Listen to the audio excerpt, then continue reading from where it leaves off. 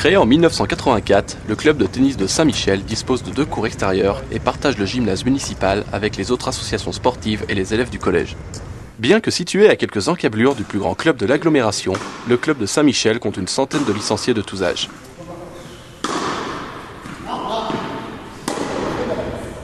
Les entraînements sont assurés par 2 éducateurs rémunérés par le club ainsi que par divers bénévoles. Dans ce club, on est quand même un peu familial, un peu entre nous, c'est sympa quoi. Voilà. On a une bonne ambiance. Puis on s'entraîne sans se prendre la tête, sans esprit de compétition, tout en voulant gagner quand même quelques matchs, ne pas être ridicule. Mais on n'est pas compétition tout le temps quoi. L'objectif c'est on est des amateurs, on essaie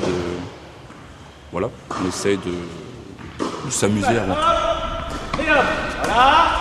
Là, tu joues sur la tienne. Et là, faut frapper. Allez, longueur, les gars. Ah, il faut vraiment arrondir, les gars.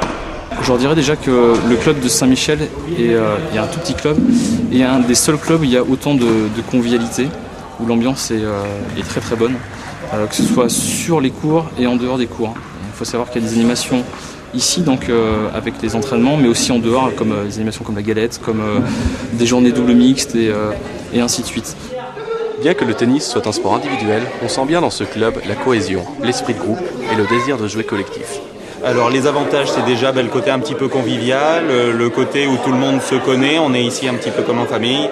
Et puis c'est vrai qu'on a un relationnel avec l'ensemble des adhérents qui est un petit peu différent que quand on est dans un gros club où on connaît un petit peu personne, où on est là, on est que de passage, alors qu'ici on fait partie d'une famille, de la vie active du club, et puis on est là pour passer des bons moments.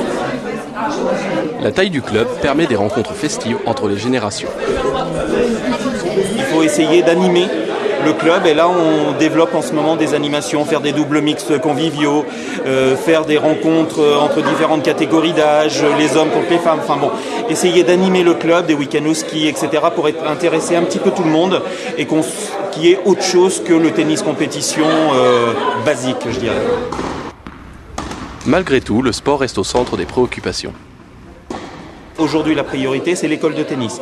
Donc c'est ni compétition ni loisir, c'est d'abord d'encadrer correctement nos jeunes, leur apporter l'apprentissage primaire du tennis pour qu'ils puissent se développer et faire partie de nos équipes départementales et régionales à l'avenir.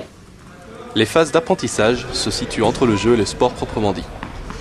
Chez l'enfant, je dirais que c'est avant tout la pédagogie du jeu. Avant, le tennis, c'était surtout beaucoup de répétitions pour l'enfant.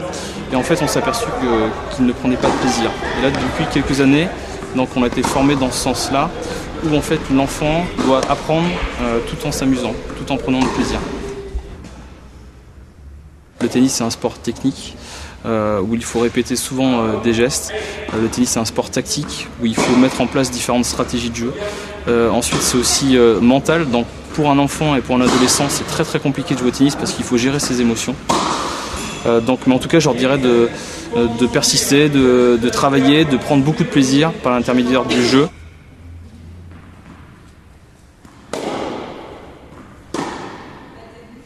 Malgré l'ambiance studieuse, la bonne humeur est au rendez-vous.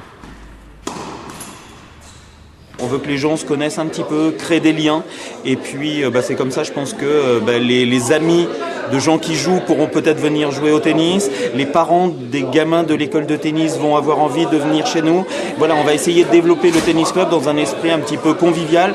Et bien sûr, on ira chercher des gens peut-être qui jouent bien, qui ont des bons classements pour étoffer nos équipes premières et notre équipe 2. Mais on cherche aussi à étoffer cet environnement proche du tennis club. Cependant, les avantages d'une petite structure peuvent cacher des besoins bien réels. Les inconvénients, c'est quelquefois les manques de moyens. Ça, c'est indéniable parce qu'on a une petite structure. Il faut savoir que le Tennis Club de Saint-Michel avait 37 adhérents en 2000. Aujourd'hui, à l'aube de 2009, on est 100 adhérents. Donc on a eu une progression, on a triplé notre nombre d'adhérents, mais on n'a toujours que 2 cours. Et voilà, donc c'est peut-être à un moment donné les moyens, ce qu'on met derrière. Et puis il faut bouger sans arrêt les structures d'entraînement, de capitanat d'équipe, etc. Donc là, ça peut être aussi un petit inconvénient de ne pas avoir un gros club. Le club de Saint-Michel est un club, on va dire, important en nombre de licenciés, je crois.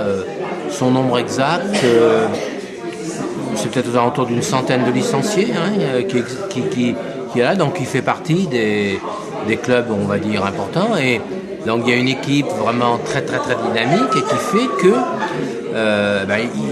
ils ont su fédérer les dirigeants, les joueurs.